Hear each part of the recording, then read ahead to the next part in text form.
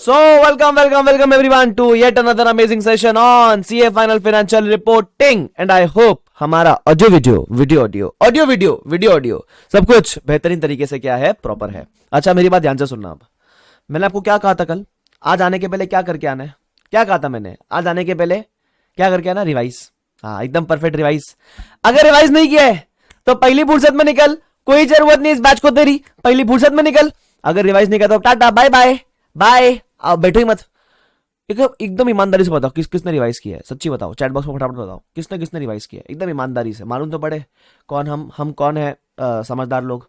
चलो, पर्व ने कहता है उसने रिवाइज किया, बाकी किसने एकदम ईमानदारी से बताना, झूठ कोई नहीं बोलेगा, ठीक है? चलो, वर्षा ने कहा किया है, कृष्णा ने कहा किया है, बाकी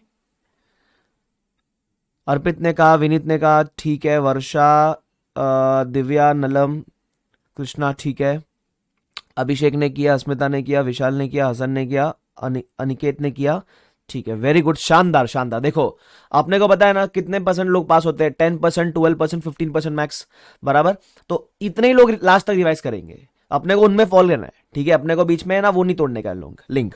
वेरी गुड, तो I am very proud of you people who have revised. नहीं किया ना रिवाइज बाकी लोग ने, बाय बाय, हमको कोई जरूरत नहीं तुम्हारे को इस बैच की। हाँ, जाओ, टाटा बाय बाय। हाँ, एनीवे, चलो, रिवाइज किया, बहुत शानदार, मजा आ गया, ठीक है? अब आगे बढ़ते हैं, आगे बढ़ जाते हैं। अच्छा, एक बार मैं आपको फटाफट से याद करा दूं अपन ने कल क्या पढ़ा था। अपने हैबिट है भाई, मैं आपको इतने बार रिवाइज कराऊंगा, हम आप में इतने छेद करेंगे कि कंफ्यूज हो जाओगे कि भूले कैसे, है ना? चलो, तो मैं आपको फटाफट से एक बार रिकॉल करवा दूं, अपन ने कल क्या किया था। मैंने आपको कल रोड मैप के बारे में पढ़ाया था। रोड मैप में मैंने बताया था आपको इंट्रोडक्शन टू इंडिया, जो अपन ने IFRS से कन्वर्ज कर रखा है, ठीक है? अगर IFRS से कन्वर्ज के छोटे मोटे डिफरेंस है उसको बोलते हैं कार्विन्स एंड कार्व-आउट्स। अपन ने कार्विन डिस्कस किए थे, 3 तरह के होते हैं। अगर टर्म अलग अलग है तो कार्विन, ऑप्शन कम दिए इंडेस में तो कार्विन, या फिर अगर IFRS साइलेंट है लेकिन इंडेस ने ज्ञान दिया तो कार्विन। अच्छा, कार्व आउट क्या रहेगा? अगर IFRS कुछ और बोलता है, इंडेस कुछ और बोलता तो कार्व आउट हो जाएगा, बराबर। उसके बाद एप्लीकेबिलिटी की बात की थी। कंपनीज के केस में अलग है, एक तो वॉलंटरी था और 2 फेज में मैंडेटरी था, बराबर। फेज 1 में मैंडेटरी कौन है? जिसका नेटवर्थ 500 के ऊपर। फेज 2 में कौन? जो या तो लिस्टेड हो या नेटवर्थ अनलिस्टेड वाले केस में 250 के ऊपर। अगर आपको एप्लीकेबल तो आपके सारे parent, subsidiary, associate, joint venture को भी एप्लीकेबल, ध्यान रखना। उसके अलावा बैंकिंग, इंश्योरेंस, एनबीएफसी की अपन अलग से बात करी थी। बैंकिंग वाले केस में और इंश्योरेंस वाले केस में अब तक डेट फाइनलाइज नहीं है। एनबीएफसी वाले केस में 2 फेज में अगेन है, ध्यान रखना। वो फेजेस का जो क्राइटेरिया है वो सेम है। I hope this is clear to everyone. अपन ने कल इतना रिवाइज किया था, ठीक है? जो अपन ने आज फटाफट से क्विकली एक बार वापस से रिकॉल कर लिया। I hope this is clear to everyone, ठीक है? अब हम क्या पढ़ने जा रहे हैं सर? अब हम आगे बढ़ेंगे। तो आगे मैं जब बढ़ूंगा आपसे, तो हम फाइनेंशियल रिपोर्टिंग FR सीख रहे हैं ना, तो हमको बैलेंस शीट का फॉर्मेट तो आना चाहिए। आप बोलोगे सर कैसी बात करते हो, बैलेंस शीट का फॉर्मेट तो हमको आता है। जो तुमको आता है वो वाला नहीं चाहिए, इधर एक नया वाला सीखना पड़ेगा। चलो, उसका डिस्कशन कर लेते हैं। अच्छा, एक बात ध्यान रखना, प्लीज मेंटेन दैट राइटिंग वाला हैबिट। जैसे जैसे मैं पढ़ा रहा हूं वैसे वैसे आपको लिखना है, ठीक है? तो है ना, कोशिश करो कि साथ साथ में हाथ चलाते रहो। It will take a couple of days to get in the rhythm, है ना? आपको रिदम में आने समय लगेगा कि है ना, जहां सर मुझे समझा रहे हैं मैं समझ भी रहा हूं, मैं साथ में लिख भी रहा हूं। तो वो रिदम में आने के लिए कोशिश करते हुए चलो, ठीक है? स्टार्टिंग में वैसे भी इतने हेवी टॉपिक है नहीं तो आपको दिक्कत आएगी नहीं। चलो, आ जाओ, स्केड्यूल 3 की बात करेंगे, ठीक है? स्केड्यूल 3 का फॉर्मेट, ओके। अब इसमें अपन लिखेंगे format for what? Format for financial statements. Financial statements में क्या आता है? बैलेंस शीट आता है, प्रॉफिट एंड लॉस आता है, ये सब चीजें आती है, बराबर। नोट्स टू अकाउंट्स आते हैं, ये सब। तो उसका अपन फॉर्मेट का डिस्कशन फटाफट से करने वाले हैं। अब हमको जो फॉर्मेट आता है वो आता है डिवीजन 1 AS वाला, है ना? अब AS के फॉर्मेट में क्या था? अगर आप बैलेंस शीट बनाया करते थे, याद है AS का फॉर्मेट बचपन में देखा था, लॉलीपॉप खाता था, छोटी चड्डी पहनता था, बड़ी शरारत करता था, वो वाले फॉर्मेट की बात कर रहा हूं, ठीक है? तो इसके अंदर जब आप बैलेंस शीट का फॉर्मेट बनाओगे तो आपको याद है अपन किससे शुरुआत करते थे? कैन एनीवन टेल मी कि अपन AS के फॉर्मेट में बैलेंस शीट में सबसे पहले यहां क्या लिखते थे? Very good answer. सबसे पहले we used to start with equity and liability. अगर आपको थोड़ा सा भी याद हो तो we used to start with equity and liability. उसके अंदर हम सबसे पहले क्या लिखते थे पता है? अपन लिखते थे इक्विटी। इक्विटी के अंदर हम लिखते थे शेयर होल्डर्स फंड्स, बराबर। शेयर होल्डर फंड्स में अब हम लिखते थे पहले शेयर कैपिटल। शेयर कैपिटल में 2 तरह के होते थे capital. Very good Rohit. Share capital में होते 2 तरह के, एक होता था इक्विटी शेयर कैपिटल, एक होता था प्रेफरेंस शेयर कैपिटल, आपको अगर याद हो तो। ठीक है। फिर आता था रिजर्व्स एंड सरप्लस, ये आपका हो गया शेयर होल्डर्स फंड, है ना। इक्विटी में हो गया share holders fund, share capital, reserves and surplus. फिर हम लिखते थे लाइबिलिटीज, लाइबिलिटी में दो, नॉन करंट लाइबिलिटी और करंट लाइबिलिटी, बराबर। वेरी गुड अभिषेक, वेरी गुड वर्षा, वेरी गुड, यस। और उसके बाद नेहा ने तो पूरा आंसर दे दिया, वेरी गुड, ठीक है। और उसके बाद हम लिखते थे सेकेंड पार्ट असेट्स, असेट्स में आगे non current asset, current asset. हाँ ऑफकोर्स इसके अंदर बहुत सारे आइटम्स आया करते थे, नॉन करंट के अंदर बहुत सारे आइटम्स, करंट के अंदर बहुत सारे आइटम्स, मैं उसका डिस्कशन नहीं कर रहा हूं। बट अपने को बेसिक बेसिक फॉर्मेट पता है ना, ये एएस का फॉर्मेट था। हम यहां चालू करते थे इक्विटी के साथ, share holders fund, capital surplus, liability में नॉन करंट करंट, असेट्स में नॉन करंट करंट।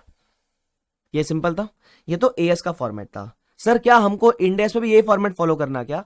ना भाई ना, हमको नया कोई मिल चुका है, इंडेक्स का फॉर्मेट एक दूसरा फॉर्मेट है, ठीक है। तो उसको हमको सर रट्टा मारने का बैठ के, अभी रट्टा नहीं मारना, बट मालूम तो होना चाहिए ना कैसा है फॉर्मेट में, फर्क क्या है थोड़ा सा, तो बेसिक आइडिया होना चाहिए अपने को। हाँ ध्रुव ने देखो एक्स्ट्रा ज्ञान दिया, ध्रुव बोलता है फुट नोट में कंटिजेंट लाइबिलिटी भी आता था। अरे वेरी गुड ध्रुव, यार तू स्कॉलर आदमी है ध्रुव यार। चलो आगे बढ़ जाते हैं, डिवीजन 2। अब शेड्यूल 3 का, शेड्यूल 3 के डिवीजन 1 में एएस का फॉर्मेट दिया गया है, शेड्यूल 3 के डिवीजन 2 में इंड एस का फॉर्मेट दिया गया है, ठीक है। We have given the format of Ind S,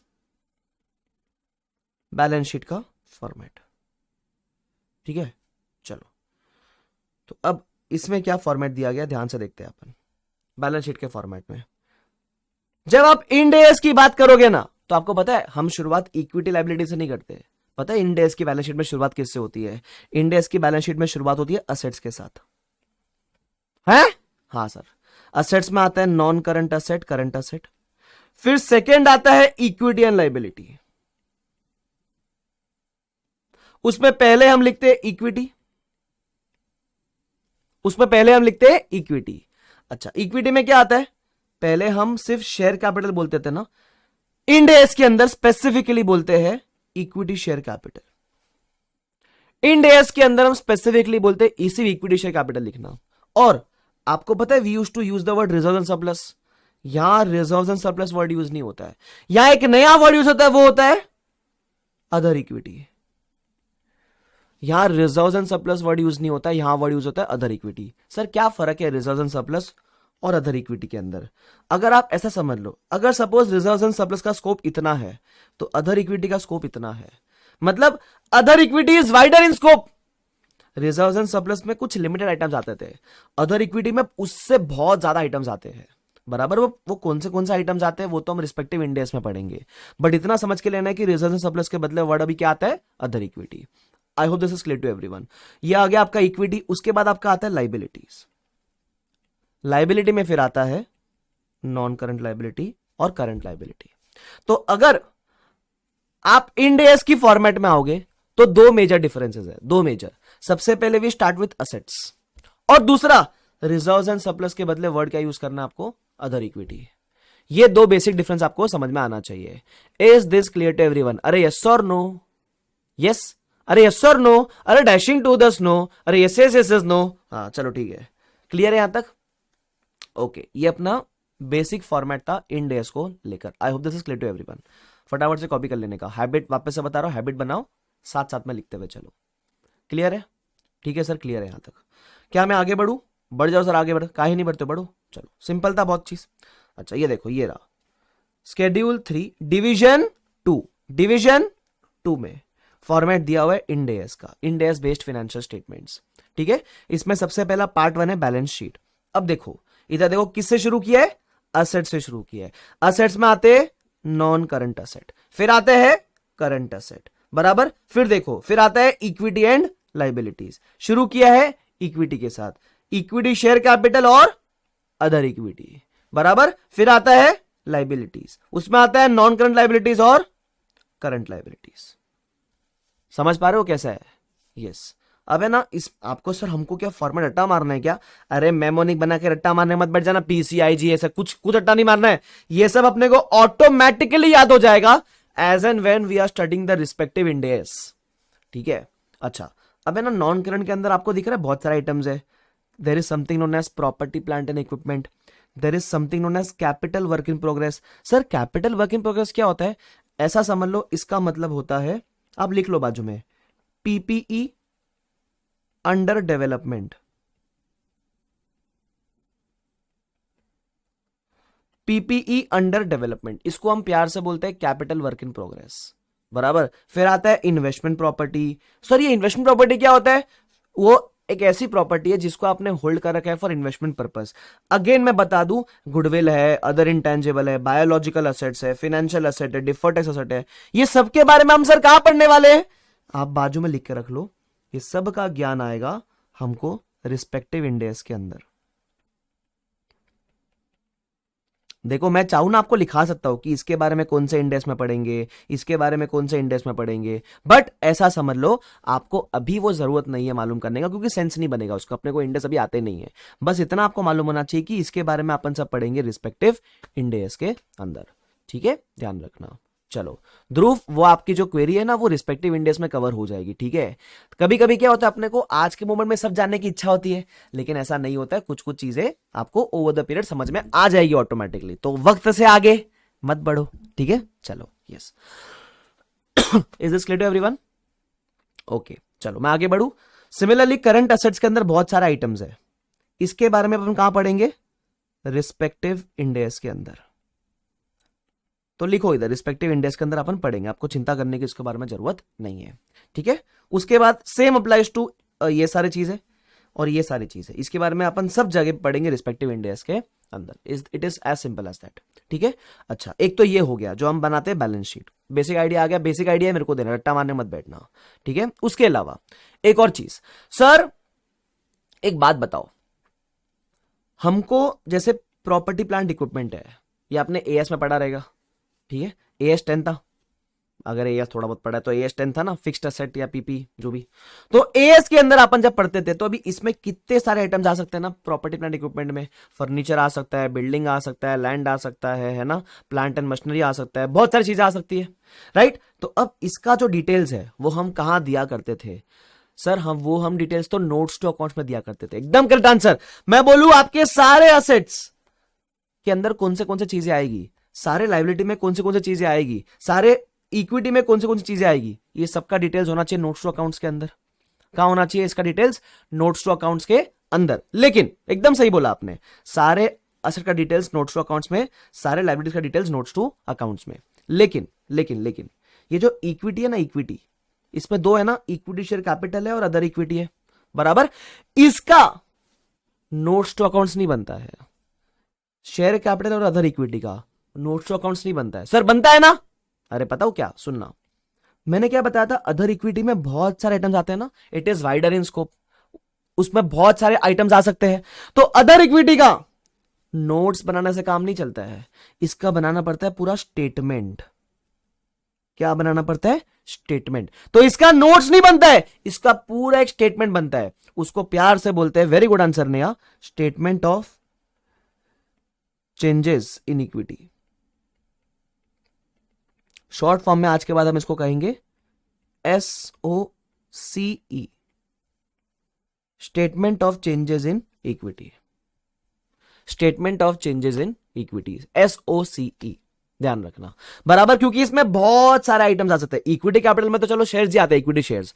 other equity में there can be many items, तो इसका बनता है statement of changes in equity. अब ये स्टेटमेंट कैसे बनता है, देखो अपना अगला फॉर्मेट वही है, statement of changes in equity. Equity में दो चीजें आती है ना, एक आता है इक्विटी शेयर कैपिटल, बराबर, तो उसका एक टेबल बनता है, अपन बताते हैं बिगनिंग में कितना था, ड्यूरिंग द ईयर कितना हुआ, और बाद में एंड में कितना बचा, ऐसा। तो एक तरीके से रिको देते हैं अपन, रिकंसिलेशन, ओपनिंग कितना था, ड्यूरिंग द ईयर कितना इशू नया कुछ किया, तो क्लोजिंग कितना हो गया। ये बनता है इक्विटी का ऐसा स्टेटमेंट छोटा सा। और सिमिलरली बनता है अदर इक्विटी का एक बढ़िया सा स्टेटमेंट। अब देखो अदर इक्विटी का स्टेटमेंट देखो, ये देखो इतना बड़ा स्टेटमेंट है, देख पा रहे हो क्या? अगर मैं इसको एक्सपांड करूं तो देखो अदर इक्विटी में ऐसे हॉरिजॉन्टली कितनी सारी चीजें लिखी हुई है, ये देखो अदर इक्विटी में रिजर्व सरप्लस भी आता है, लेकिन उसके छोड़ के बहुत सारे आइटम्स और है ना, ये डेट इंस्ट्रूमेंट, इक्विटी इंस्ट्रूमेंट्स, ये वो इतना सारा सब कुछ आता है ना, फिर जाके टोटल लिखते हैं अपन, ऐसा। और सर ये तो ऐसे तो बहुत सारा चीजें, अभी ऐसे भी बहुत सारी चीजें हैं, balance at beginning of the year, फिर उसके बाद ड्यूरिंग द ईयर आपने क्या किया है, ताकि आपका एंड का बैलेंस मिलेगा, ये सारा चीज है। तो सर अब ये फॉर्मेट हमको याद करना पड़ेगा? नहीं, आपको ये इतने सारी चीजें आती है, ये सब अभी रट्टा मारने का जरूरत नहीं है। तो सर हम फिर कभी याद करेंगे इसको? मैंने क्या बताया था, ये सब डिटेल्ड वाली चीजें आपको आज रट्टा मारने की जरूरत नहीं है। ये सब चीजें क्या क्या इसके अंदर आ रहा है, we will already understand when we are studying the respective index. जब हम रिस्पेक्टिव इंडेक्स का डिस्कशन कर रहे हैं तो आपको चीजें ऑटोमेटिकली समझ में आ जाएगी। तो मैं आपको लिखा देता हूं इधर, चलो ये चीज, ताकि आपको याद रहे। ये जो फॉर्मेट है,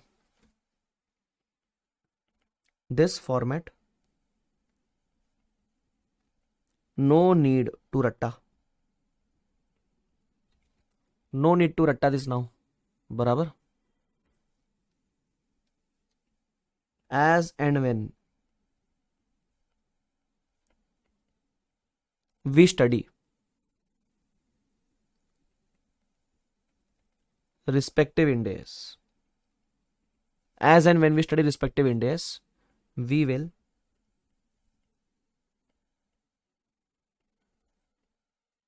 automatically understand this, we will automatically understand this। ठीक है, हम ये ऑटोमेटिकली समझ जाएंगे, आपको चिंता करने की जरूरत नहीं है। I hope this is clear to everyone, yes और नो? यस, चलो क्लियर लिखा है ये सब चीज, बहुत बेसिक है, फटाफट लिखते हुए चलने का, जैसा बोला तभी वैसा, बस चलो आगे बढ़ जाते हैं। तो लेकिन आपको एक चीज समझिए क्या, एक बेसिक चीज हमको क्या निकाल के लेनी है यहां से, आपको एक चीज समझ के लेनी है कि इसका मतलब ये है कि हमको इक्विटी का नोट्स नहीं बनाना है, इक्विटी का पूरा पूरा क्या बनाना है, स्टेटमेंट बनाना है। That's it, this is the only conclusion which you have to draw from this, that's it. ठीक है, स्टेटमेंट का फॉर्मेट अट्टा मारना जरूरत अपने को भी नहीं है। ठीक है, चलो ये तो हमने किसकी बात कर ली सर, ये तो हमने बात कर ली बैलेंस शीट की। अब बता फटाफट से, बैलेंस शीट हो गया, नोट्स अकाउंट्स का बातें भी हो गया, उसके अलावा और क्या बनता है? अरे और क्या बनता है भाई साहब, एक के है भाई साहब, जल्दी बताओ क्या बनता है, और जल्दी से बताओ क्या बनता है। और बैलेंस शीट बना लिया, ठीक है, परफेक्ट आंसर। अब बनता है प्रॉफिट एंड लॉस, बराबर। तो आ जाओ, पार्ट 2 आपका आता है statement of profit and loss. तो इंड एस में प्रॉफिट एंड लॉस भी बनता है। चलो तो मैं लिख दूं इधर,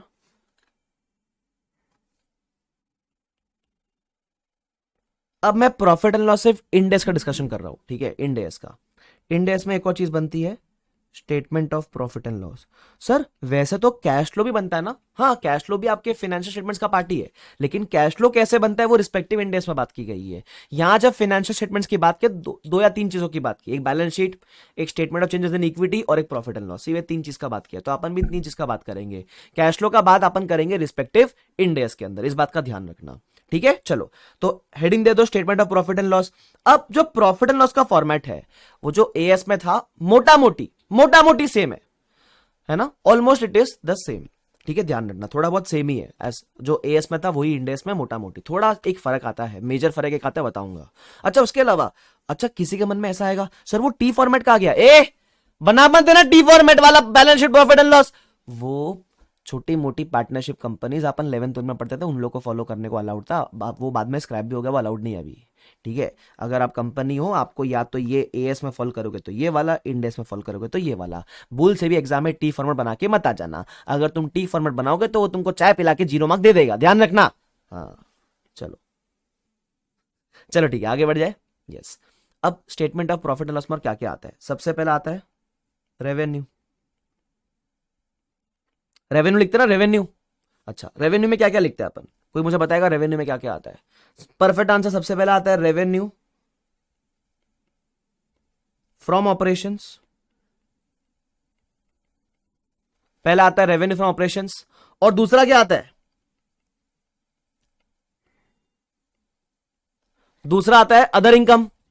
पहला आता है रेवेन्यू फ्रॉम ऑपरेशंस और दूसरा आता है अदर इनकम। यस ठीक है, परफेक्ट। बस ये साइड में तो इतना ही आता है, ये साइड में तो इतना ही आता है, टोटल मिला के आपको मिल जाएगा योर टोटल रेवेन्यू, ठीक है, परफेक्ट, ठीक है। रेवेन्यू के बाद आता था अपना second part, expenses. Very good Rohit, very good निराली, वेरी गुड पायल, वेरी गुड, सही है शिवांगी, वेरी गुड। चलो ठीक है, एक्सपेंसेस मेरे को वो रोहित रोहित अपने बैच में बच्चा है ना रोहित, तो मेरे को रोहित सुन के वो कोई मिल गया रोहित याद आता है। तुमको बताया क्या रहते क्वेश्चन? आला आलाओ जा रहे हो सब अच्छा है सजा नहीं सब बुरे सब जादू अच्छा है। मेरे को रोहित सुन के वो रोहित याद आता है, रोहित मेहरा। एनीवेज चलो, इसलिए मैं थोड़ा सा हंस देता हूँ कभी कभी, कोई नाम वाम पढ़ के मेरे को कुछ याद आ जाता है। एनीवेज ठीक है, चलो आ जाओ आगे। एक्सपेंसेस आता था। अब एक्सपेंस में क्या आता था? एक्सपेंस में आता था, लिखो, एक्सपेंस में it used to come purchase of stock in trade. अब स्टॉक इन ट्रेड क्या होता है? अगर आप ट्रेडिंग बिजनेस में हो तो जो भी आपने अपना स्टॉक खरीदा बेचने के लिए उसको बोलते हैं purchase of stock in trade, है ना? Purchase of stock in trade. उसके बाद क्या आता था? उसके बाद आता था अपना raw material consumed. Raw material consumed. Sir what is the meaning of consumed? Consumed का मतलब होता है opening raw materials plus purchases minus closing raw material, ऐसा। ठीक है सर, रॉ मटेरियल कंज्यूम कौन से कंपनी में आएगा? जो एक मैन्युफैक्चरिंग कंपनी है, जो रॉ मटेरियल खरीदती है, उसको प्रोसेस करती है और फिनिश गुड्स में कन्वर्ट करती है, उसको बोलते हैं रॉ मटेरियल कंज्यूम्ड, बराबर? ठीक है, तो वो आता है। उसके अलावा आता था परफेक्ट, मुझे किसी ने ऑलरेडी आंसर किया था, केविन ने आंसर किया था, चेंजेस इन इन्वेंट्री। सर ये तो हमको ऑलरेडी आता है, मेरे को पता है तुमको आता है, लेकिन फिर भी मेरा फर्ज है ना एक बार रिवाइज कराना, बिकॉज मैं क्या अज्यूम कर रहा हूं कि आपको कुछ नहीं आता है ना? चलो, changes in inventory. Sir changes in inventory में क्या आएगा? अरे सिंपल ना, वो opening inventory minus closing inventory. अपन टी फॉर्मेट में तो लिखते थे इधर ओपनिंग और इधर क्लोजिंग, बस यहां वो एक्सपेंस साइड में ही नेट ऑफ करके दिखाते हैं, ओपनिंग माइनस क्लोजिंग करके। ठीक है, और क्या आएगा? उसके बाद आएगा बेसिक बेसिक चीजें देख लेते ना अपन। फिर आता है depreciation and amortisation,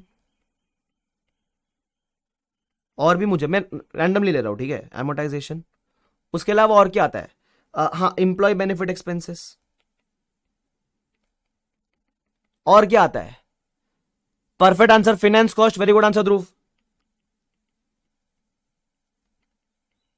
finance cost में इंटरेस्ट वगैरह जो भी आपने पे किया वो आ जाएगा। उसके अलावा चलो बाकी बोलते अदर एक्सपेंसेस, जो बच्चा कुछ है वो सब आ जाएगा अदर एक्सपेंसेस के अंदर। ठीक है, तो आपका टोटल रेवेन्यू हो गया था। अब ये एक्सपेंस साइड का टोटल मारोगे तो आपको मिलेगा टोटल एक्सपेंसेस, अपने को मिलेगा टोटल एक्सपेंसेस, बराबर। और अगर अपन ए माइनस बी, इसको बी बोल दो, फिर अपने को मिलेगा प्रॉफिट बिफोर टैक्स, फिर अपन टैक्स माइनस करेंगे तो मिलेगा प्रॉफिट आफ्टर टैक्स, वो सब ठीक है। तो ये सब नेट करने के बाद आपको मिलेगा प्रॉफिट। अरे फिर तो अपने को फॉर्मेट पता है ना, फिर तो यार वही है ना, वो before tax, before exceptional items वगैरह, ये वो करके है ना, ऐसा करके। बट बेसिक आइडिया आ गया क्या? एक्सपेंस होता है, रेवेन्यू होता है, ये वो, ये प्रॉफिट एंड लॉस का स्टेटमेंट हो गया आपका। ठीक है, ऐसा आप समझ के ले लो। यहां तक सबको क्लियर है क्या? क्लियर है सबको? यस, ठीक है। तो ये आपका स्टेटमेंट ऑफ हो गया प्रॉफिट एंड लॉस। अब है ना मैं आपको एक एग्जांपल दूंगा, ठीक है? आप है ना एक काम करना, ये जो एरिया है ना, ये पूरा पेज छोड़ देना आप। ठीक है, just leave that whole page. Whole मतलब एटलीस्ट 50% पेज तो छोड़ देना, ठीक है? और एक नए पेज पे, मैं तो नए पेज पे आ रहा हूं, ठीक है? चलो, अब नए पेज पे ना मैं अपन को डिस्कशन करेंगे। एग्जाम्पल लिखता हूं मैं आपके लिए, तो लिखना एग्जाम्पल, लिखना बेस बिल्डिंग। अच्छा, बेस बिल्डिंग का मतलब क्या है? मैं आपका जो कंसेप्ट का बेस है वो स्ट्रॉन्ग कर रहा हूं। बेस बिल्डिंग का मतलब भाई कोई बिल्डिंग बिल्डिंग नहीं है ये। मेरे को कोई फोटो खींच के पूछना मत सर ये बिल्डिंग मतलब, मैं आपका कंसेप्ट स्ट्रॉन्ग कर रहा हूं बेसिकली। बेस बिल्डिंग का मतलब होता है conceptually we are going to be strong little bit, तो मैं उसकी बात कर रहा हूं, ठीक है? चलो सपोज सुनना, सपोज अपना ये अपने पास ये है, कौन है? रोहित। आला जादू। तो रोहित के पापा ने एक लैंड ली थी, पता है? लैंड, ठीक है, लैंड थी, रोहित के पापा के पास एक लैंड थी। ओके, तो वो ये लैंड अगर आप एएस में बात करोगे, एएस मतलब अकाउंटिंग स्टैंडर्ड्स, ठीक है? तो एएस पता है, अच्छा ये लैंड कब खरीदी उन्होंने? ये लैंड उन्होंने खरीदी 1995 में, बहुत पहले 1995 में लैंड परचेज किया। फॉर हाउ मच बताओ? लैंड उस समय कितने की आती होगी? एक अच्छी सी डिसेंट सी लैंड, बताओ कितने की ले? रोहित ने ली, रोहित के पापा ने लिए लैंड, चलो ठीक है। तो कितने की आई? 10 लाख रुपए की आ गई, 10 लाख रुपीज की आ गई। Okay sir, very good. अच्छा, जब ये लैंड रिकॉर्ड करेगा तो ये लैंड कौन से वैल्यू पे रिकॉर्ड करेगा? मुझे बताओ, लैंड की जर्नल एंट्री क्या होगी in this case? What will be the journal entry for the land? जब लैंड परचेज किया रहेगा रोहित के पापा ने, है ना, जब लैंड रोहित के पापा ने परचेज किया रहेगा तो जर्नल एंट्री क्या होगी? तो journal entry would have been land account debit, मतलब जब लैंड खरीदा तो land to cash bank 10 lakhs 10 lakhs, यही होगा, यही होगा। यस ठीक है, तो land account debit to cash bank, ये land account debit to cash bank, ये एंट्री मारी होगी 10 lakhs। ठीक है, land to bank, very good answer. ठीक है, तो अब ये लैंड उन्होंने परचेस किया। अब एएस जो है ना, एएस बड़ा कंजर्वेटिव है। एएस इज ऑफ ओल्ड ख्याल, जो पुराने माँ बाप होते हैं ना, अरेंज मैरिज ही करने का, बाहर नहीं जाने का, रात को घूमने का नहीं, डिस्को में नहीं नाचने का, वैसे। तो एएस एक बात बोलता था कि हमेशा किस पे रखो, you will always follow the cost model, you will always follow the cost model. इसका मतलब आप चीजों को हिस्टोरिकल कॉस्ट पे रखोगे। ये बात आपको भी पता है कि ना, वो थोड़ा सा आदम बाबा के जमाने का था, तो बोलता था कॉस्ट मॉडल पे रखने का, हिस्टोरिकल कॉस्ट पे रखने का। मैंने बोला ओके वेरी गुड, कोई दिक्कत वाली बात नहीं है। अब आगे बढ़ते हैं। तो ये ना हर साल सिर्फ 10 lakhs पे दिख रही है। अब रोहित के पापा का छोटा मोटा बिजनेस था, ठीक है, turnover might be in lakhs, 70-80 lakhs का टर्नओवर, ठीक है, ऐसा। अब हुआ क्या, अब आया लेट्स से ईयर 2028, कितने साल के बाद, अब काउंट कर लेना, इतने साल के बाद, बहुत सालों के बाद आया 2028, 2028 है ना। रोहित के पापा ने सोचा कि यार अब चलो लैंड बेच ही देते हैं। लैंड क्या करते हैं, बेच ही देते हैं। बट बेचने के पहले सुनना, मुझे ये बता दो, मेरे बुक्स में लैंड कौन से वैल्यू पे दिख रही है, उसको प्यार से बोलते हैं कैरिंग अमाउंट। जो बुक्स में आपके वैल्यू पे दिख रही है उसको हम कैरिंग अमाउंट कहते हैं, बराबर। तो आपके बुक्स में लैंड कौन से वैल्यू पे दिख रही है ये बता दो फटाफट से। तो आप कहोगे सर हमारे बुक्स में तो आपने हिस्टोरिकल कॉस्ट पे रखा है, तो हमारे बुक्स में तो लैंड अभी भी 10 lakhs पे दिख रही है। हमारे बुक्स में तो लैंड अभी भी 10 lakhs पे दिख रही है। Very good answer Mansi, very good Miftah, very good Vineet. ठीक है, एकदम सही आंसर दिया आपने। ठीक है, अब इसी लैंड को हमने क्या किया, हमने बेच दिया। We sold this land. Sold for how much, sold for ₹5 crores in 2028। हमने इस लैंड को 5 करोड़ में बेच दिया। हाँ सर इतना महंगा? अरे भाई आपको पता है ना प्रॉपर्टी का रेट 1995 में और अभी में जमीन आसमान का फर्क है। तभी कोई चीज 10 lakhs की होगी तो आज वो पक्का 5 करोड़ में बिकी होगी, ऐसा। तो हमने क्या किया, हमने इस लैंड को बेच दिया इन 5 करोड़। मजा आ गया एकदम ही। ठीक है, अब मेरे को जर्नल एंट्री मारनी है सेल की। देखो अपन आधी चीजें सीखते हैं जर्नल एंट्री के थ्रू, ठीक है, अपने को वही समझता है बेटर। तो जर्नल एंट्री के थ्रू अपन एंट्री कैसे मारेंगे। देखो मेरे को बेचने पे क्या आता है, पैसा आता है ना, कैश इज रिसीव्ड, तो कैश बैंक अकाउंट डेबिट करेंगे बेसिक। तो we will say cash bank account debit, 5 crore rupees आ गया। What is going out, land is going out, तो debit what comes in, credit what goes out, तो मैं बोलेगा to land account. अब ये लैंड बाहर जा रही है, जो लैंड बाहर जाती है, आप लैंड को 5 शेयर में बाहर नहीं करोगे येड़े की तरह, ये कर मत देना येड़े की तरह 5 में बाहर। बाहर जाने वाली चीज इस दुनिया में हमेशा कैरिंग अमाउंट पे बाहर जाती है ना। बाहर जाने वाली चीज इस दुनिया में हमेशा कैरिंग अमाउंट पे बाहर जाती है। तो आप बाहर कौन से वैल्यू पे करोगे, 10 lakhs पे करोगे। बाहर आपने कर दिया 10 lakhs पे, तो बैलेंसिंग फिगर आता है ना कुछ। सर वो बैलेंसिंग फिगर कहां जाएगा फिर, अरे वही तो आपका है, क्या है, प्रॉफिट। तो आप बोलोगे to profit on sale of land.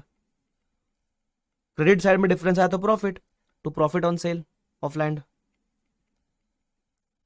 Which will go in profit and loss. It will be how much, 4.9 crores, which will be how much, 4.9 crores। ठीक है, ये आपका पूरा एंट्री हो गया, ध्यान रखना। क्लियर, प्रॉफिट एंड लॉस में अपन रिकॉर्ड करेंगे, फिर प्रॉफिट एंड लॉस में आपके रिजर्व में एक्यूमुलेट हो जाएगा, वो सब ठीक है। चलो अब अरे बेसिक बातें कर लेते हैं। सबको समझता है ये वाला पार्ट क्या, प्रॉफिट हो गया मेरे को लैंड के सेल पे इतना। ये एंट्री मैंने कौन से ईयर में मारी होगी, ये एंट्री मैंने मारी होगी 2028 में। ठीक है, अब इस कंपनी को इवैल्यूएट करते हैं। ये कंपनी को आज कितना प्रॉफिट हो गया, 4.9 CR। ठीक है, अब मैं आपको बता रहा हूं सुनना, ये कंपनी जो थी 1995 से थी, इसका नॉर्मली टर्नओवर ही सिर्फ 80 lakhs, 90 lakhs, 70 lakhs ऐसा इसका टर्नओवर हुआ करता था।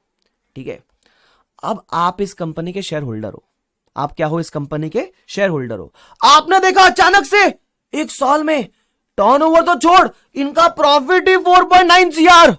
शेयर होल्डर को लगेगा अरे बाप रे, कंपनी ने क्या धमाकेदार परफॉर्मेंस दिया है ना, एकदम नाच के दिखाया बढ़िया वाला, और क्या प्रॉफिट जनरेट किया है, वाह, इस कंपनी के तो शेयर खरीद लेने चाहिए हमको, इतनी प्रॉफिटेबल कंपनी है। लेकिन एक बात बताओ, क्या ये सस्टेनेबल प्रॉफिट है क्या ये प्रॉफिट आपको हर साल होने वाला है क्या? नहीं।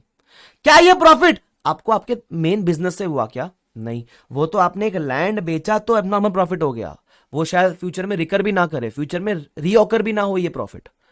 तो ये जब इतना सारा प्रॉफिट बुक होता है ना एक साथ, तो it sends a wrong message to the shareholders. इतना सारा प्रॉफिट देख के सबको लगता है कि कंपनी ने बहुत ही गजब परफॉर्मेंस दिया है, लेकिन रियलिटी में ऐसा नहीं है। रियलिटी में ये तो एक पुरानी लैंड बेची है जिसका आज आपको सारा प्रॉफिट मिला है। अब एक बात सोच समझ के बताना, ये जो प्रॉफिट है 4.9 सीआर का, ये जो प्रॉफिट है 4.9 सीआर का, ये आपने कहा तो सही कि हुआ है इन द ईयर 2028, लेकिन मुझे एक बात बताओ, ये जितना भी प्रॉफिट हुआ है क्या ये सिर्फ 2028 में हुआ है, या ये ओवर द पीरियड ऑफ 1995 से 2028 में हुआ है? वापस से सर, ये जो प्रॉफिट है ये सिर्फ 2028 का प्रॉफिट है, या ये जो लैंड की वैल्यू अप्रिशिएट हुई थी ये ओवर द पीरियड ऑफ 1995 से 2028, that is over the period of 32 years ये हुई थी, 33 इयर्स। क्या ये एक साल का प्रॉफिट होना चाहिए, या ये over a period of 33 years book होना चाहिए? सोच समझ के बताओ, क्या ये प्रॉफिट 1 ईयर का है, या इसमें appreciation over the period of 33 years हुआ है? एकदम करेक्ट आंसर केविन, पायल, लक्ष्मी, वेरी गुड। ये सर प्रॉफिट तो हर साल थोड़ा थोड़ा इंक्रीज हुआ रहेगा ना, अचानक थोड़े ना कि लैंड की वैल्यू एक ही साल में सीधा 10 से 4.5 करोड़ पे पहुंच गई। ये जो इंक्रीमेंट हुआ है लैंड की वैल्यू में, ये हर साल थोड़ा थोड़ा होना चाहिए था। तो अगर आप थोड़ा थोड़ा गेन हर साल बुक करते हुए चलते तो ये नौबत नहीं आती, अगर आप गेन हर साल बुक करते हुए चलते तो ये नौबत नहीं आती। तो यहां प्रॉब्लम हो गया। ये प्रॉब्लम इसलिए हुआ बिकॉज एएस ने बाबा आदम के जमाने का अप्रोच फॉलो करवाया, that is cost approach follow करवाया। ठीक है, अब हम आते हैं किसके ऊपर, अब हम आते हैं इंड एएस के ऊपर। ठीक है, अब हुआ क्या सुनना मजा आएगा अभी, it is very interesting. This was case 1 जो एएस फॉलो करवा रहा था। ठीक है, अब ऊपर वाले एग्जाम्पल का केस 2 फॉलो कर लेते हैं। Case 2 Ind AS. अब इंड एएस क्या बोलते हैं सुनना, इंड एएस बोलता है आप असेट को एक बार परचेस करोगे तब तो आप कॉस्ट पे परचेस करोगे, परचेस करते समय तो आप 10 लाख पे रिकॉर्ड करोगे, बट एवरी ईयर एंड पे इंड एएस ने आपको ऑप्शन दिया।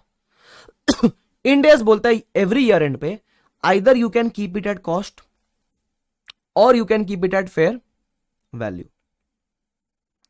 या तो आप कॉस्ट पे रख सकते हो या फिर आप फेयर वैल्यू पे रख सकते हो। ये किसने ऑप्शन दिया आपको? इंड एएस ने ऑप्शन दिया। ठीक है, चलो तो इंड एएस के हिसाब से थोड़ा एंट्री मारने का ट्राई करते हैं। जैसे अभी है 1995 है ना, 1995 में हमने क्या किया, हमने परचेस किया था वही लैंड। तो चलो लिखते हैं परचेस्ड 10 लाख का लैंड। ठीक है, तो हमने एंट्री क्या मारेंगे, हम एंट्री मारेंगे लैंड अकाउंट डेबिट, वापस वही same entry to cash bank.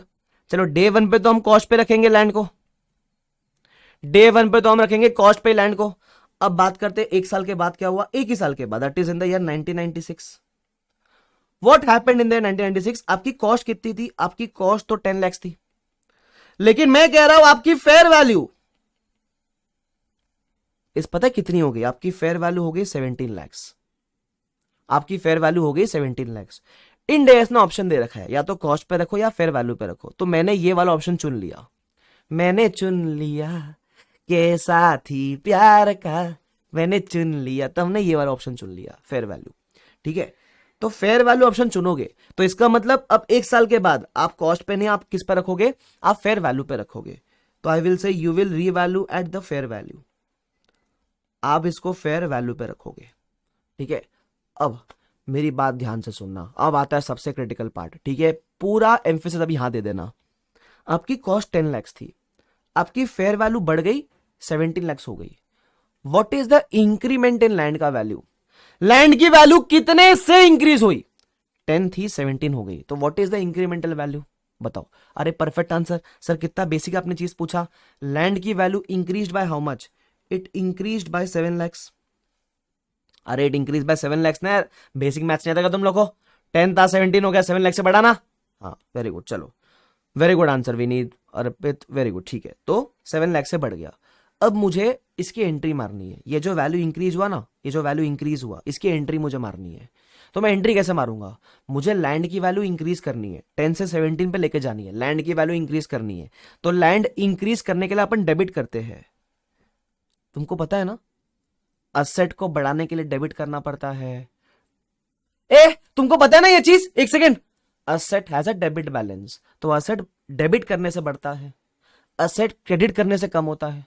On the other and, all the liability and equity have a credit balance, तो लाइबिलिटी इक्विटी को क्रेडिट करने से बढ़ता है, उनको डेबिट करने से कम होता है।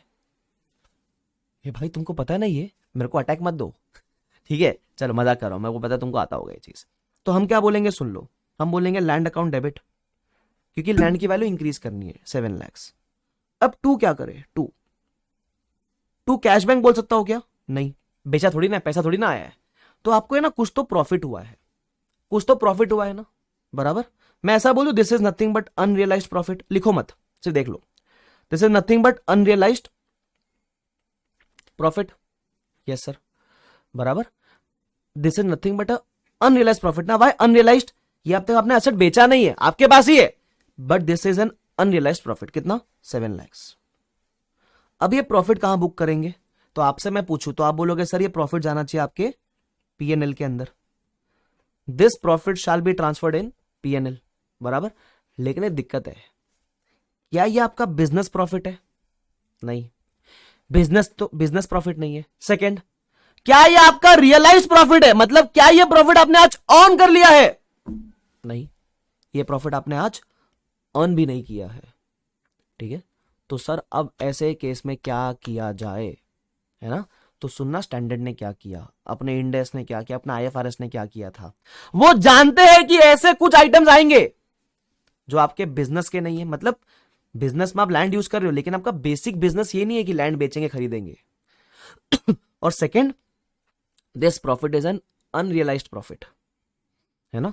अब अनरियलाइज प्रॉफिट को आप प्रॉफिट एंड लॉस में दिखाओगे तो it will unnecessarily inflate the profit ना। आपको लगेगा यार कंपनी ने अच्छा प्रॉफिट कमाया 7 लाख रुपीस का, बट ये रियल में तो अर्न किया ही नहीं है। तो इसलिए क्या किया, हमारे प्रॉफिट एंड लॉस के, हम जो ऊपर लिख रहे थे ना profit and loss, statement of profit and loss, ये जो प्रॉफिट एंड लॉस है इसके 2 हिस्से कर दिए। कितने हिस्से कर दिए? 2 हिस्से कर दिए। एक हिस्सा है जो आपका नॉर्मल प्रॉफिट एंड लॉस है, वो जो आपका नॉर्मल पीएनएल है वो। जो दूसरा हिस्सा है उसको प्यार से बोलते हैं OCI, अदर कॉम्प्रिहेंसिव इनकम। क्या बोलते हैं उसको? अदर कॉम्प्रिहेंसिव इनकम, बराबर। अब ये क्या है basically, what is OCI? OCI is nothing but a head, but a new category, which is created to record unrealized gains and losses, है ना, to record few unrealized gains and losses। तो ये एक सेपरेट कैटेगरी है जो आपने create करी है प्रॉफिट एंड लॉस के अंदर ही। एक होता है पीएनएल नॉर्मल वाला, एक होता है OCI वाला। इस कैटेगरी में क्या रिकॉर्ड होएगा, चलो मैं लिखा देता हूं आपको, लिख लो इधर। इसमें क्या क्या आता है? few items will be recorded in OCI, है ना। अब वो फ्यू आइटम्स कौन से? क्या सर इस दुनिया के सारे अनरियलाइज्ड आइटम्स OCI में आते हैं क्या? नहीं। तो कौन से आइटम्स आएंगे सर OCI में? They are defined by Ind AS, है ना। फ्यू आइटम्स, अब फ्यू आइटम्स कौन से? These are defined by Ind AS in respective topics. जब आप वो रिस्पेक्टिव इंड AS पढ़ोगे तो आपको समझेगा कि कौन सा आइटम OCI में आ सकते हैं। तो लिखो, few items will be recorded in OCI which will be defined by Ind AS in respective topics। लिखो, in respective topics, in respective topics, ठीक है क्या? ध्रुव बोलते हैं सर कैपिटल गेन का रिडक्शन ये वो। अरे ध्रुव मेरे भाई, FR पढ़ रहा है DT पढ़ रहा है? FR पढ़ रहे तो FR में रहते हैं फिलहाल। हाँ, वो कैपिटल गेन किधर से आया? मैं डिस्कशन किया गया उसका? नहीं ना। Until and unless I am not touching that topic, you need not go into that topic. भाई DT थोड़ी ना पढ़ रहे हैं अपन, DT में पूछना वो सब। कैपिटल गेन वगैरह की बातें जहां करनी होगी मैं कर लूंगा। चलो, तो few items will be recorded in OCI defined by India in respective topics. ठीक है, आइडियली ओसीआई का मेन मोटिव क्या था? ओसीआई का मेन मोटिव है टू रिकॉर्ड, ये ओसीआई की बात कर रहा हूं, to record few unrealised gains and losses, to record few unrealised gains and losses. But एक बात ध्यान रखना, इस दुनिया के सारे अनरियलाइज आइटम्स इसमें नहीं आते हैं। जस्ट बिकॉज वो अनरियलाइज्ड है तो ओसीआई में आ जाएगा, ऐसा नहीं है। एक तो अनरियलाइज होता है और सेकेंड इंडेक्स बताता है कि कौन सा आइटम ओसीआई में जाना चाहिए, ध्यान रखना। ठीक है, तो to record few unrealised gains and losses. एक और चीज लिखो, but not all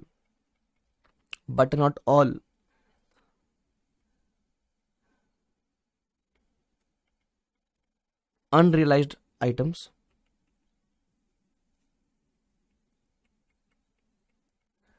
appear in OCI, but not all unrealized items appear in OCI। इतना आपको ध्यान रखना है। क्या क्लियर है वाला पार्ट? क्या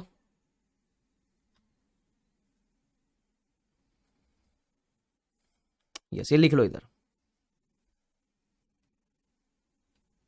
लिख के हुआ तो डी करके बोलना, डी ऐसा डी करके लिख देना, डी मतलब डन, तो डी करके लिखना चैट बॉक्स के अंदर, तो मेरे को समझेगा आपका लिखकर हो गया।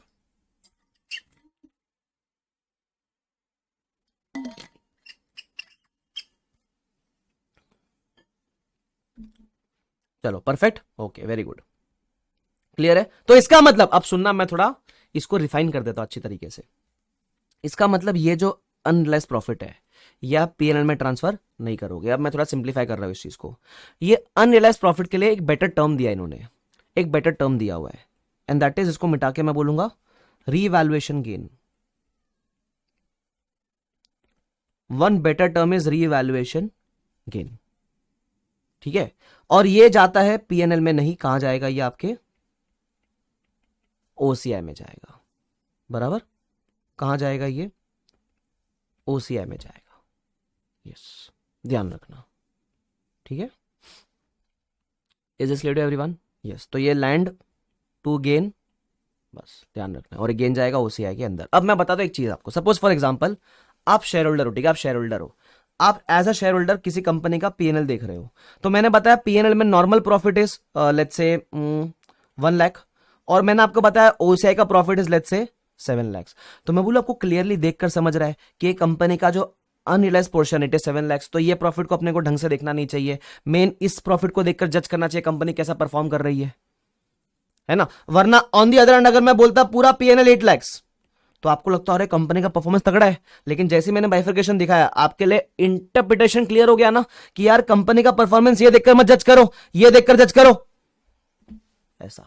तो ये इसका मोटिव था। तो ये इसलिए आता है other comprehensive income, OCI, other comprehensive income, full form लिखा है ना उसका, yes, other comprehensive income. I hope यहां तक सबको क्लियर है, क्लियर है पक्का ये वाला पार्ट? ठीक है, तो जैसे आप ये करोगे, आपने रीवैल्यू वगैरह कर लिया, किधर गया मेरा, हाँ, आपने लैंड की वैल्यू इंक्रीज कर दी, तो ये करने के बाद आपकी लैंड की कैरिंग अमाउंट कितनी हो जाएगी? What is the meaning of carrying amount? Carrying amount का मतलब होता है आपके बुक्स में कौन सा वैल्यू पे दिखेगा, उसको बोलते हैं कैरिंग अमाउंट। तो आपकी लैंड की कैरिंग अमाउंट कितनी हो जाएगी? अभी आपकी लैंड की carrying amount will B now, new carrying amount will B 17 lakhs ना, 10 थी, आप 7 से इंक्रीज कर दिया तो इट विल बी 17 लैक्स, ध्यान रखना। क्लियर है वाला पार्ट? चलो आगे बढ़ते हैं।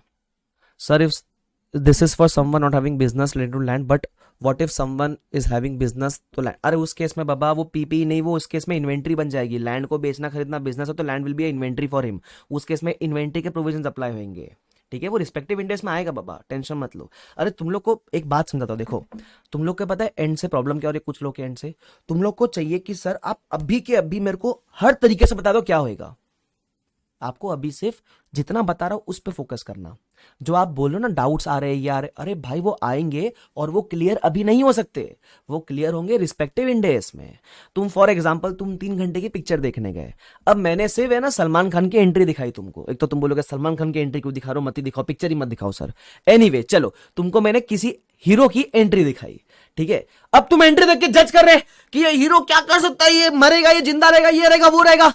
अब तुम्हारा डाउट आना जेन्युइन है, लेकिन क्या डायरेक्टर तुमको पहले बता देगा क्या कि ये हीरो मरेगा कि नहीं मरेगा? नहीं, वो तुमको अभी नहीं बताएगा। वो बोलेगा वेट कर, स्टोरी आएगी, तेरे को मालूम पड़ेगा क्या होएगा, उसका भी जिंदगी में कटेगा, फिर वो भी वो एकदम सिंगर विंगर बनेगा, है ना, फिर नादान परिंदे गाएगा, ऐसा वो तो तुमको स्टोरी पे ले जाएगा ना। मेरे केस में ऐसा ही है, मैं तुम्हारा डायरेक्टर हूँ, तुम हो ऑडियंस, तुमको जानना है सारा सस्पेंस पहले।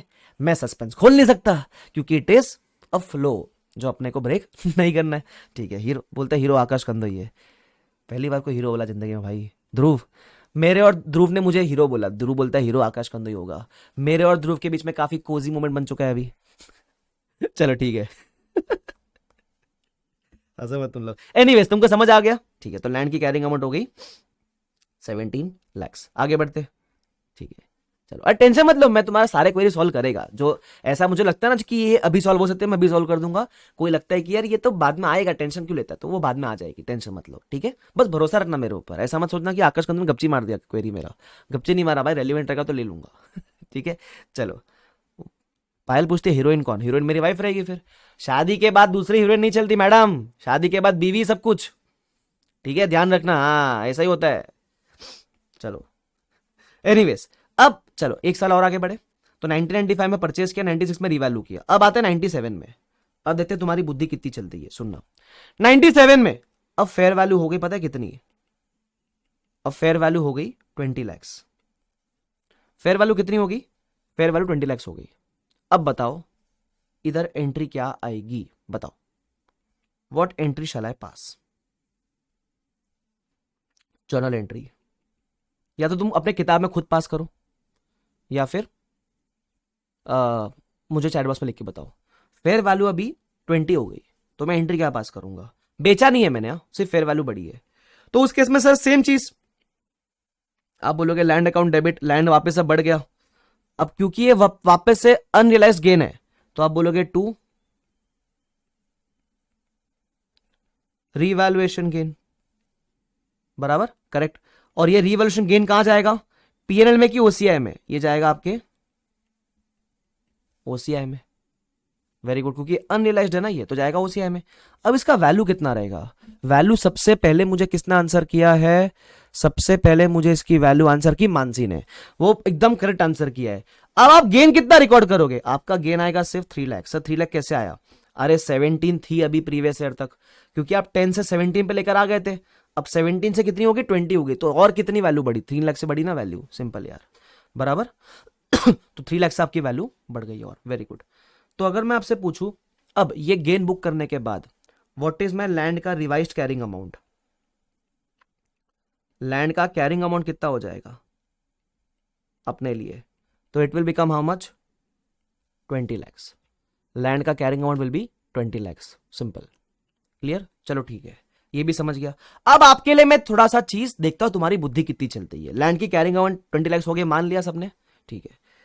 1998, एक साल और बाद, ऐसा मान लेते सपोज कि मैंने ये लैंड का सेल कर दिया, सपोज बेच ही दिया, 3rd ईयर में बेच दिया। चलो, सेल कितने में किया? Of 22 lakhs, sale for 22 lakhs, sale कर दिया ऑफ लैंड।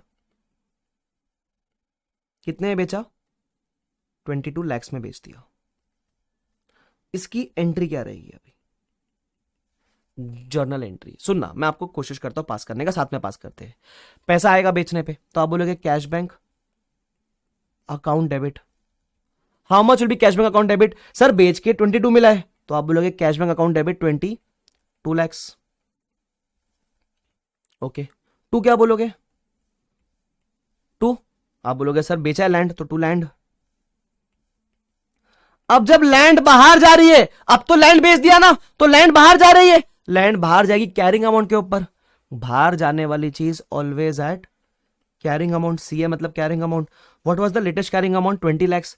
तो 20 lakhs पे आप बाहर करोगे, 20 lakhs पे आप बाहर करोगे। अब क्या मैं अभी भी जो गेन आता है, गेन आ रहा है ना, क्या मैं अभी भी ये गेन ओसीआई में ट्रांसफर करूंगा क्या? नहीं नहीं नहीं नहीं नहीं, अभी ओसीआई नई चलबे। क्यों? अरे बाबा लैंड बेच दिया है, अब तो ये प्रॉफिट हो गया रियलाइज्ड। तो अब ये जो गेन आएगा ये आपके जाएगा प्रॉफिट एंड लॉस के अंदर। वाई? क्योंकि ये तो आपका रियलाइज्ड गेन है ना। Very good answer Abhishek, very good Shivani, very good Shivangi, very good Asmita. 2 lakhs। मेरे ख्याल से काफी लोगों ने ऑलरेडी इंटरप्रेट ये चीज कर ली थी। सिंपल, बेचा है सो PNL, perfect answer, correct. Clear है यहां तक सबको? क्लियर है क्या? चलो ठीक है, ये आपको मैंने एक बढ़िया सी चीज समझा दी। आई होप तुमको समझ गया ये वाला पार्ट। ठीक है, तो अनरियलाइज रहेगा तो ओसीआई में जाता है, रियलाइज रहेगा तो प्रॉफिट एंड लॉस में जाता है। ये बात ध्यान रखना। सेकंड चीज मैंने आपको ऑलरेडी लिखा दिया, इस दुनिया के सारे अनरियलाइज आइटम्स ओसीआई में नहीं आते। जो जो इंडेक्स ने डिफाइन करे हैं वो आते हैं। अब कौन से डिफाइन करे वो रिस्पेक्टिव इंडेक्स में हम कवर करेंगे, आपको चिंता करने की जरूरत नहीं है। क्लियर है यहां तक? ठीक है। अच्छा, एक और चीज, इसका मतलब आप सब मानते हो अब हमारे प्रॉफिट एंड लॉस के 2 हिस्से हो गए। एक हो गया पीएनएल, एक हो गया ओसीआई। एक हो गया पीएनएल और एक हो गया ओसीआई। तो है ना, ये जो मेरा सेक्शन था पहला वाला, रेवेन्यू एक्सपेंसेस, ये मेरा पीएनएल वाला सेक्शन था। कौन सा सेक्शन था? पीएनएल वाला। अब इसी में एक सेकेंड सेक्शन बनता है, इसी में एक सेकेंड सेक्शन बनता है जो होता है ओसीआई वाला, जो एक ओसीआई का सेक्शन बनता है। तो जैसे जो अपने को गेन आया था, रीवैल्यूएशन गेन, वो अपन यहां रिकॉर्ड करते हैं ना। जो रीवैल्यूएशन गेन है वो अपन यहां रिकॉर्ड करते हैं ना। कितना रिकॉर्ड करते हैं? 7 lakhs। जैसे फॉर एग्जांपल 7 आया था, 3 आया था, जो भी अमाउंट आया था वो अपन रिकॉर्ड करते हैं। ऐसे बहुत सारे आइटम्स आ सकते हैं। अब वो कौन सा आइटम्स आएंगे वो अपन रिस्पेक्टिव इंडेक्स में यूज करेंगे। ठीक है। उसके बाद अब एक और चीज, इसका मतलब आपके प्रॉफिट एंड लॉस में 2 कैटेगरी हो गई।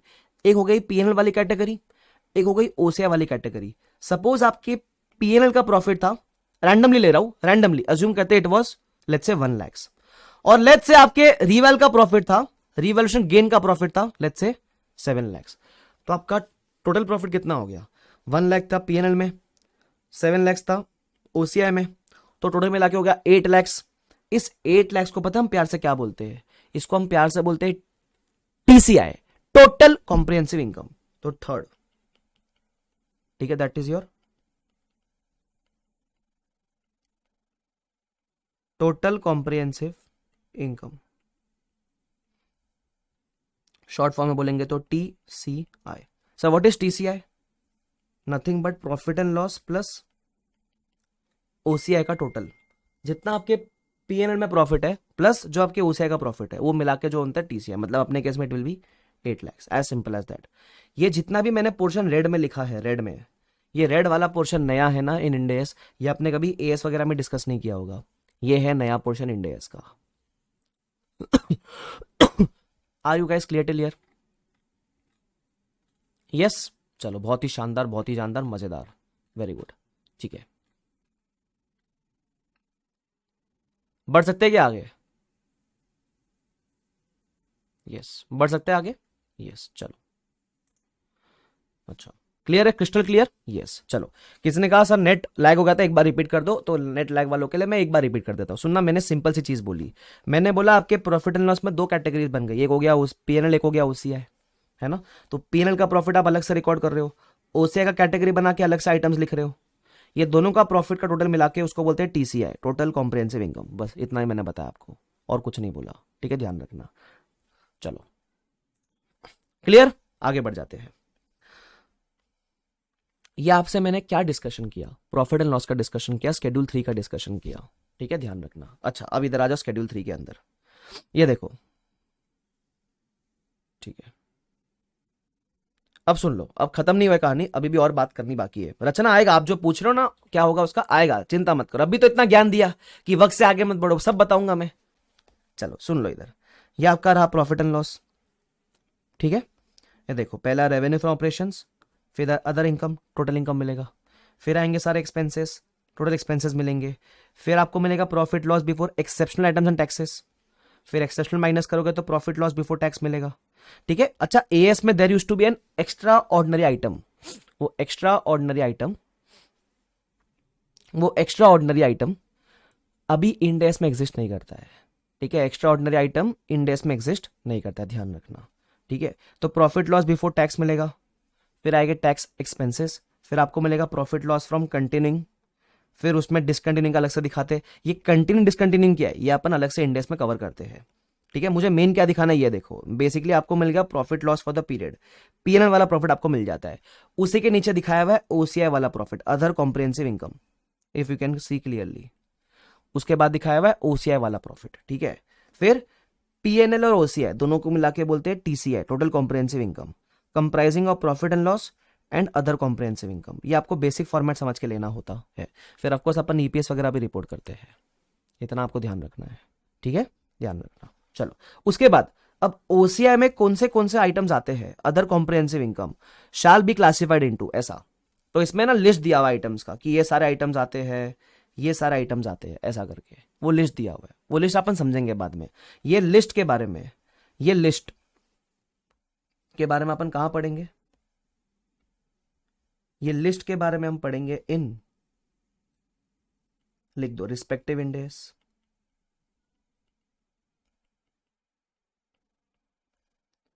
इस लिस्ट के बारे में हम जानेंगे रिस्पेक्टिव इंडेक्स के अंदर कि कौन से आइटम ओसीआई में आने चाहिए, वो हमको रिस्पेक्टिव इंडेक्स बताने वाले हैं। यहां आपको पढ़ने का जरूरत नहीं है। उसके अलावा एक और चीज, ओसीआई में है ना, ओसीआई में दो कैटेगरी होती है। अगर आप देखोगे ओसीआई में भी ए और बी है। अब देखो ए में क्या लिखा है, हेडिंग पढ़ने का सिर्फ। ए में लिखा है items that will not be reclassified to PNL, और बी वाला है ओसीआई की बात करो, ओसीआई में a heading not be reclassified to PNL, और एक हेडिंग है items that will be reclassified to PNL. एक बोला है नॉट रिक्लासिफाइड, एक बोला है नॉट रिक्लासिफाइड, और एक बोला है रिक्लासिफाइड। इसका मतलब ओसीआई के अंदर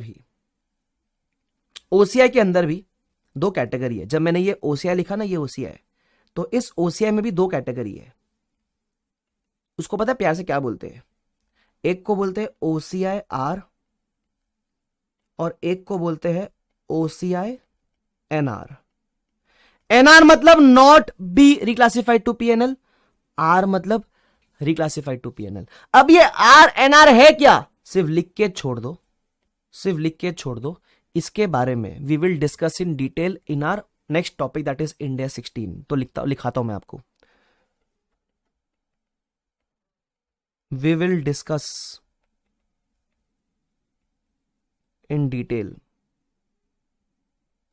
about OCI R and OCI NR in Ind AS 16. We will discuss about OCI R and OCI NR in Ind AS 16. बस उतना लिख के छोड़ दो। ये आर एन आर क्या है, क्यों होता है, कैसे होता है, वो सब अपने को नहीं पता। फिलहाल अपन ने ओसीआई समझ लिया, ये अपने लिए बड़ी बात हो जाती है। क्लियर, ये लिख के रखने का बाजू में। चलो क्या मैं आगे बढ़ सकता हूं क्या, can I proceed further? Yes, चलो ठीक है। मैंने जो बेसिक शेड्यूल 3 का डिस्कशन था ना, वो मैंने आपसे कर लिया। शेड्यूल 3 में इतना ही है। फिर शेड्यूल 3 में बोलता है कि अगर आपका टर्नओवर ज्यादा है तो आप राउंड ऑफ वगैरह कर सकते हो, है ना। टर्नओवर इतना है तो राउंड ऑफ आप 100,000 लाख वगैरह में कर सकते हो। टाइम पास वाली बातें है ना, इतना रेलिवेंट नहीं रहता अपने लिए सब चीज। चलो एनीवेज, तो ये शेड्यूल 3 का डिस्कशन कर लिया, लेकिन मेरे को एक डिस्कशन और करना है जो आइडियली अपने को 11th-12th के अंदर चीज पता होती है, बट फिर भी मैं चाहता हूं एक बार अपन भले फाइनल में है, फिर भी एक बेसिक डिस्कशन करने में कोई हार्म नहीं है, ठीक है। मतलब उसको ब्रशअप करने में कोई हार्म नहीं है। वो ये वैसा वाला कंसेप्ट है। सर ऐसा क्या बताने वाले हो, समझाता हूं। आपने एग्जाम्पल कॉपी किया रहेगा, ठीक है, एग्जाम्पल तो अपने को समझ गया। अब एक लाइन मार रहा हूं, ठीक है, नीचे लिखता हूं statement of profit and loss, ठीक है। प्रॉफिट एंड लॉस के मैंने आपको क्या बताया, दो हिस्से होते हैं, एक होता है पीएनएल, एक होता है ओसीआई। दोनों को मिला के क्या बनता है, TCI, that is total comprehensive income. ये पता है आपको चीज। अच्छा, एक और चीज आपको पता है, profit and loss for the year बनता है। मतलब प्रॉफिट एंड लॉस 12 मंथ्स का बनता है, but balance sheet as on date बनती है, बैलेंस शीट टिल डेट की बनती है। पता है आपको ये चीज? नहीं पता तो बता दिया मैंने आपको, ठीक है। तो प्रॉफिट एंड लॉस बनता है आपका फॉर द ईयर। जैसे अभी सपोज आपका ईयर चालू है 27-28, तो ये बनता है फॉर द ईयर 27-28, मतलब एक साल में कितना प्रॉफिट कमाया, वैसा ऐसा होता है, बराबर। Profit loss for the year बनता है। चलो एक काम करते हैं, सपोज मैं बात करूं 1996 की, रैंडमली मैं फिगर्स ले रहा हूं, ठीक है, रैंडम फिगर्स ले रहा हूं मैं। तो पहले मैं पीएनएल की बात करता हूं। मेरे पीएनएल में सपोज मैंने रेवेन्यू कमाया 100 का, मैं रैंडमली ले रहा हूं, ठीक है, रैंडम फिगर्स है ये। रेवेन्यू कमाने में मैंने एक्सपेंसेस इंकर किए, 70 के मैंने एक्सपेंसेस इंकर किए। ये फिगर्स कहां से आया सर 70-30, ये 170, ये अज्यूम किया मैंने, अज्यूम किया, ठीक है, कि मैंने रेवेन्यू कमाया 100 का, एक्सपेंस किया 70 का, तो मेरा नेट प्रॉफिट कितने का हो जाता है? मेरा नेट इनकम हो जाता है 30 का। ये मेरी नेट इनकम होगी पीएनएल की, मानते हो ये बात? ठीक है सर, ये तो समझता है हमको। अच्छा, उसके अलावा पीएनएल के नीचे एक और सेक्शन बनता है, वो है ओसीआई का सेक्शन। ओसीआई का सेक्शन बनेगा। अब ओसीआई में क्या आएगा इस साल में, देखते, ऊपर वाले एग्जाम्पल से लिंक करते हैं। ऊपर ये जो एग्जाम्पल लिया ना अपने लैंड वाला, इससे लिंक करते हैं। 1996 में ओसीआई में कितना गेन दिख रहा था? 7 लैक्स ना। ओसीआई में कितना दिख रहा था? 7 लैक्स। चलो मैं लिखता हूं इधर। तो 1996 में मेरे ओसीआई में दिख रहा था रीवैल्यूएशन गेन 7 लैक्स, ठीक है। तो पीएनएल का प्रॉफिट और ओसीआई का प्रॉफिट है ना, ये 7 लैक्स कहां से आया सर? मैं बोलू रिफर अबोव एग्जाम्पल, वहां से आया, लिंक किया थोड़ा सा बस, तो आपको मिलेगा total profit, that is TCI, PNL plus OCI मिला के बना टीसीआई, ठीक है। कितना होगा टोटल आपका? टोटल आपका हो जाएगा 37 लैक्स। टोटल कितना हो जाएगा आपका? 37 लैक्स। क्लियर है यहां तक? यस सर क्लियर है, ओके, कोई दिक्कत वाली बात नहीं है। अब मैं आपको बता रहा हूं, ये जो आप प्रॉफिट कमाते हो इसका होता क्या है? आपको पता है इसका क्या होता है? ये जो आपने प्रॉफिट कमाया, ये आपके रिजर्व्स में अक्यूमुलेट होते हैं। जो आपके प्रॉफिट कमाते हो वो हर साल आपके रिजर्व्स में ऐड होते हुए चलते हैं, है ना। तो suppose upon profit and loss के अलावा बनाते हैं बैलेंस शीट बाजू में। चलो, आपको पता है बैलेंस शीट बनती है एज ऑन डेट, ठीक है। तो बैलेंस शीट में एक हेड होता है, जैसे अभी इंडेस में तो रिजर्व एंड सरप्लस नहीं है। इंडेस में क्या टर्म यूज करते हैं अपन रिजर्व एंड सरप्लस के बदले? आपको मैंने बताया था, याद है आपको? इंडेस में we use the term, perfect answer, other equity use करते हैं सर। तो इंडेस में होता है अदर इक्विटी, ठीक है। इंडेस में क्या होता है? Other equity. तो जो आपने प्रॉफिट कमाया, अगर आपने इसको बांटा नहीं है डिविडेंड के फॉर्म में, तो ये आपके पास रह जाएगा प्रॉफिट, ठीक है। तो ये प्रॉफिट का होगा क्या? तो ये जो आपका पीएनएल का प्रॉफिट है, जो आपका ये वाला प्रॉफिट है, this will get transfer to retained earnings. Other equity में बहुत सारे हेड थे, याद है आपको? बहुत सारी चीजें थी अदर इक्विटी में। तो ये जो आपका नॉर्मल प्रॉफिट है, it gets transfer to retained earnings.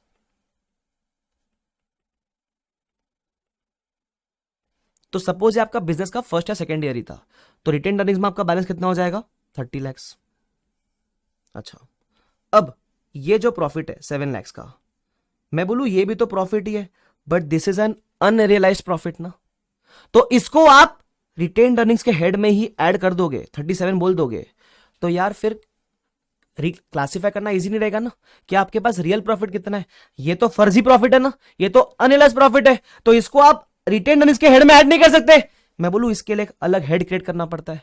तो रीवैल्यूएशन गेन का जो प्रॉफिट है वो अदर इक्विटी में होता है जमा, लेकिन वो एक सेपरेट हेड में जमा होता है, और उस हेड का नाम है रीवैल्यूएशन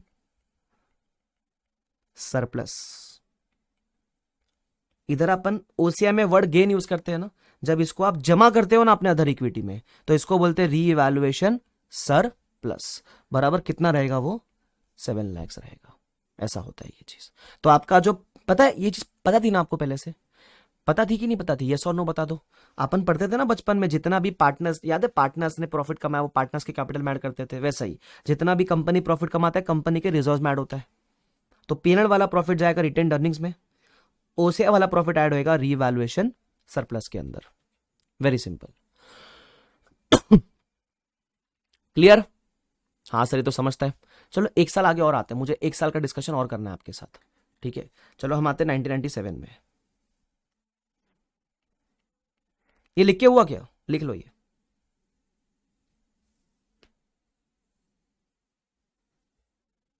यस पता था, वेरी गुड। चलो इसको रीवैल्यूएशन सरप्लस, रीवैल्यूएशन रिजर्व जो बोलना है बोलो, चलता है। यस नेहा, कोई भी टर्म चलेगा उसके लिए, ठीक है।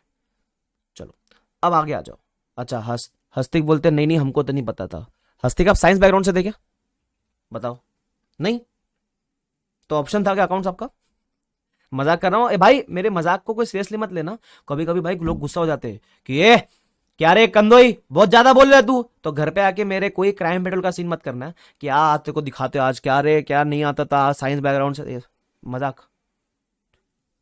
ठीक है ये सिद्धार्थी इट इज सेम। चलो आगे बढ़े। यस आगे बढ़ते हैं सर। अब आता है 1997। अगेन अपन बनाएंगे स्टेटमेंट ऑफ पीएनएल। ये बनता है फॉर द ईयर। ये बनता है फॉर द ईयर मतलब से उसी साल का बनेगा। ठीक है चलो अब सपोज अगेन पीएनएल में अपन कुछ रैंडम फिगर्स अज्यूम करते हैं। सपोज मेरा रेवेन्यू था 80, मेरे एक्सपेंस थे 60। ये कहां से आया सर 80 60? अज्यूम किया। लिख दो अज्यूम किया वरना ढूंढते बैठोगे कहां से लिखा है सर ने ये। ठीक है तो आपकी इनकम कितनी हो गई पीएनएल की? 20 lakhs। अच्छा ओसीआई में 1997 में कितना गेन हुआ था जरा ऊपर जाके देखते हैं अपन एग्जांपल से लिंक करते हैं। 1997 में ओसीआई में गेन हुआ था 3 lakhs का। तो मैं लिख दूं ओसीआई में गेन था 3 lakhs का। तो ओसीआई में रीवैल्यूएशन गेन था। अब ओसीआई में जब गेन लिखोगे तो सिर्फ 1997 का ही लिखना क्योंकि profit and loss for the year बनता है। समझ रहे हो आप? तो कितना लिखेंगे रीवैल्यूएशन गेन? अपन लिखेंगे 3 lakhs। टोटल कितना हो गया आपका? उसको बोलते हैं टीसीआई। 20 + 3 तो कितना हो गया? 23 lakhs। 23 lakhs हो गया। क्लियर है यहां तक क्या? यस सर क्लियर है। ओके आगे बात करूं? करो ना सर आगे बात काहे नहीं करते हो करो। ओके अब आता है जब ये प्रॉफिट भी आप जमा करोगे अपने अदर इक्विटी में तो बैलेंस शीट होती है आपकी as on date. Balance sheet आपकी होती है एज ऑन डेट। ठीक है अब वापस से आप लिखोगे अदर इक्विटी। अब ये बार बार आप एज ऑन डेट क्या कर रहे हो? एज ऑन डेट का मतलब होता है टिल डेट का बैलेंस। अभी सपोज ये जो आपका प्रॉफिट है ये जाता है रिटेन्ड अर्निंग्स के अंदर जो पीएनएल का प्रॉफिट है और जो ओसीआई का प्रॉफिट है ये जाएगा आपका रीवैल्यूएशन रिजर्व के अंदर। तो अब होता कैसे सुनना when you right retained earnings तो इसके अंदर एज ऑन डेट का फिगर होता है। रचना ने एकदम करेक्ट आंसर किया है। रिटेन्ड अर्निंग्स में आप सिर्फ 20 नहीं लिखोगे पहले पुराने वाले साल का ओपनिंग लिखोगे। जैसे प्रीवियस ईयर में आपका 30 था ना तो ये आपका बन जाता है ओपनिंग रिटेन्ड अर्निंग्स। पहले आप बोलोगे ओपनिंग था 30 lakhs फिर आप बोलोगे प्लस प्लस प्लस जो आपने कब कमाया ड्यूरिंग द ईयर कमाया 20 lakhs। तो आपका रिटेन्ड अर्निंग्स टोटल कितना हो जाता है 50 lakhs।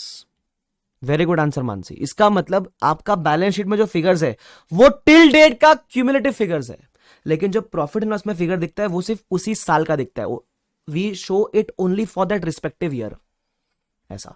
अच्छा सिमिलरली जो अपना है रीवैल्यूएशन सरप्लस या रिजर्व जो बोलना है उसको बोलो एक ही बात है यार नाम अलग है काम तो सेम ही है ना। इसमें भी पहले ओपनिंग कितना दिख रहा था? ओपनिंग था अपना पहले मेरे ख्याल से प्रीवियस ईयर से 7 lakhs बराबर प्लस जो आपने कमाया during the year.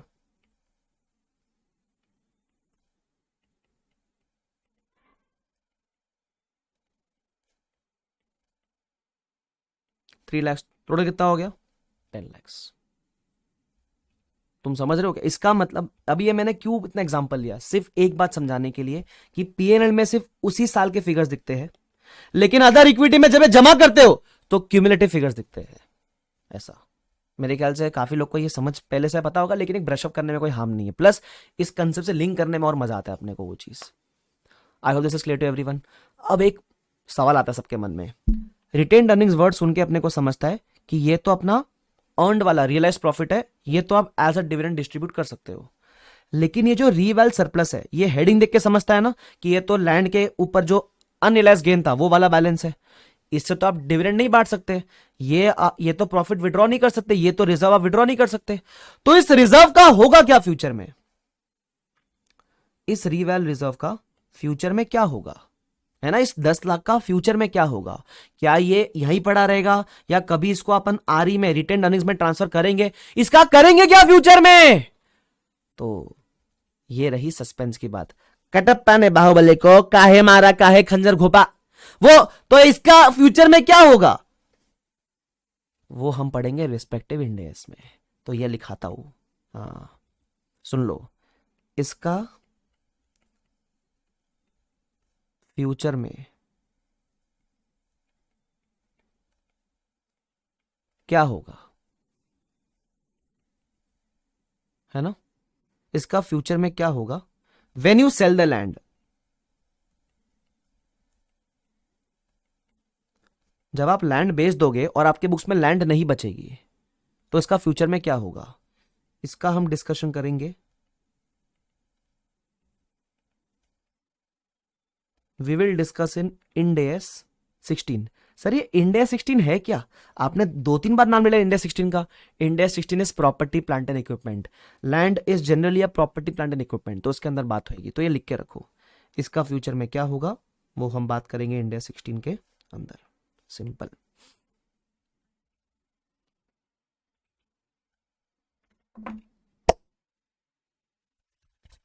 Clear. O hero लोग क्लियर है क्या, शानदार, जानदार, मजेदार। स्केड्यूल 3 सबको समझ आया क्या, पक्का सबको समझ आया स्केड्यूल 3 वाला पार्ट। यस, बेसिक बेसिक ज्ञान लेना अपने को। ऑफ कोर्स इसके बहुत सारे डिटेल्स अपने को रिस्पेक्टिव इंडेक्स में मालूम पड़ने वाले, but I can not refrain from the fact कि अपने को बेसिक ज्ञान तो होना चाहिए। जैसे एसेट्स पहले आता है, ये पहले आता है, ये वो करके, ठीक है। अब इसको ऑफ कोर्स मैं रिवाइज कराऊंगा, लेकिन आज के डे एंड पे रिवाइज कराऊंगा, ठीक है। जितना भी अपन ने पढ़ा है मैं पूरा आपको रिकॉल करवा दूंगा, और घर पे जाने के बाद आपको एक बार पढ़ना है, ध्यान रखना, ठीक है। Yes sir ICI study mat देखना जरूरी है क्या, मैंने सब कवर कर रखा है, आपको अलग से कुछ उसमें से करने की जरूरत नहीं है।